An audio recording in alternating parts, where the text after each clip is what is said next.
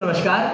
भारतीय टुडे 21 से मैं आरपी पंडित आपके साथ हूँ। मैं इस समय करनाल के हल्का इंद्री से कांग्रेस नेता सुनील पवार जी के साथ हूँ। पवार साहब, जैसे 33% महिलाओं का जो एक ये बिल पास हुआ है, एक ये बात आपसे करना है। दूसरा कि जगह जगह कांग्रेस पार्टी ये कहती है कि ओबीसी बीजेपी की बी टीम है, लेकिन उन्होंने तो इसके खिलाफ वोटिंग किया है। देखिए, यही तो बात है। जहाँ पे ओबीसी धार्मिक आड़ लेके कभी राम मंदिर के खिलाफ बोलते हैं, कभी वो जो बीजेपी के मुद्दे हैं, वो गाय के ऊपर बीजेपी राजनीति करती है तो गाय के खिलाफ वो बोलते हैं।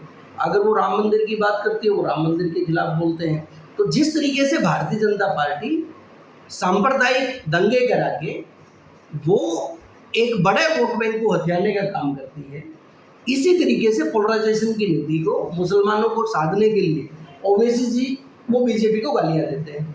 तो जितना ओवैसी बीजेपी को गालियां देता है, उतना मुस्लिम उनकी साइड पोलराइज होता है, और जितना ओवैसी भारतीय जनता पार्टी की खिलाफत करेगा, इतना हिंदू वहाँ पर पोलराइज।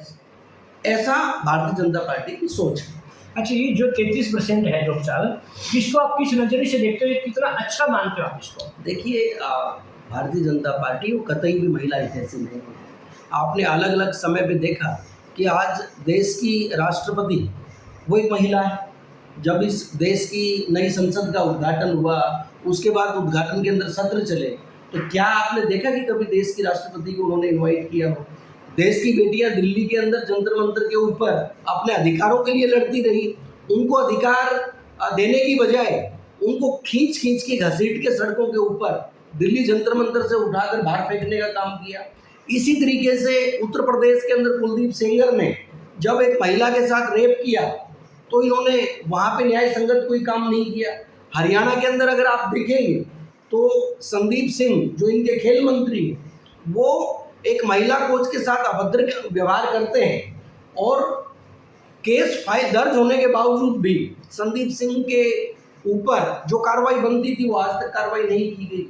तो ये सिर्फ दिखावे के अंदर महिला हितैषी होने का नाटक करते हैं। महिला हित से इनका कोई लेना देना नहीं है। और इसका सबसे बड़ा उदाहरण मैं बताऊंगा कि जब हिंदू कोड बिल इस देश के अंदर लागू हो रहा था, तो आरएसएस के लोग वो नेहरू जी और बाबा साहब भीमराव अंबेडकर की गाड़ियों के ऊपर पत्थरबाजी कर रहे थे कि महिलाओं को आप बराबर का अधिकार क्यों देना चाहते हो। तो आज ये 33% आरक्षण केवल और केवल वो 2024 के चुनाव के अंदर एक मुद्दा बनाने के लिए रखा। अगर ये महिला हितैषी थे तो आज से 4 साल पहले इस कानून को लागू करते और डेफिनेटली 2024 में इस देश की महिलाओं को उसका अधिकार मिलता। अच्छा, कांग्रेस जैसे कहती है कि ये तो मुद्दा हमने उठाया था, सोनिया जी ने उठाया था, या राहुल जी ने उठाया था, राजीव गांधी जी ने उठाया था, तो इसमें आप लोगों की सरकार में उस समय पास नहीं हुआ, लेकिन अब जैसे पास हुआ तो पूरी कांग्रेस ने इसका समर्थन किया। तो आप कुल मिलाकर 33% जो महिलाओं का बिल पास हुआ है, इसको आप क्या मानते हैं? अच्छा हुआ? कितनी ताकत मिलेगी महिलाओं? देखिए, 33% आरक्षण, मैं तो ये कहता हूँ 33 नहीं, उनको पूरा 50% मिलना चाहिए। देश की आधी आबादी है तो आधा हक उनको मिलना चाहिए। दूसरी सबसे बड़ी चीज़ ये है कि आप जब महिला आरक्षण की बात करते हो तो आरक्षण को सब कैटेगराइज करके आप क्या दलित महिलाओं को, क्या पिछड़े महिलाओं को, क्या मुस्लिम महिलाओं को, अल्पसंख्यक की महिलाओं को, या आदिवासी महिलाओं का स्थान इस कानून के अंदर कहाँ पे होगा, ये बहुत बड़ी चूक इस कानून के अंदर है, बहुत बड़ा संशय इस कानून के अंदर है। और जब तक इस चीज़ को वो स्पष्ट नहीं करते कि हाँ, इस समाज के सभी वर्गों की भागीदारी वो इस 33% आरक्षण के अंदर होगी, तब तक इस 33% आरक्षण का कोई मतलब नहीं रह जाता।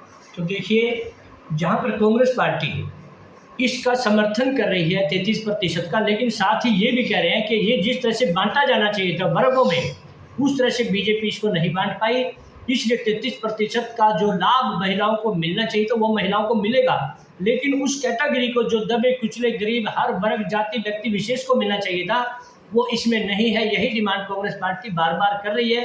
तो इसी तरह से हम डॉक्टर साहब से फिर दोबारा किसी विषय पर चर्चा करेंगे। तब तक के लिए जय हिंद, जय भारत।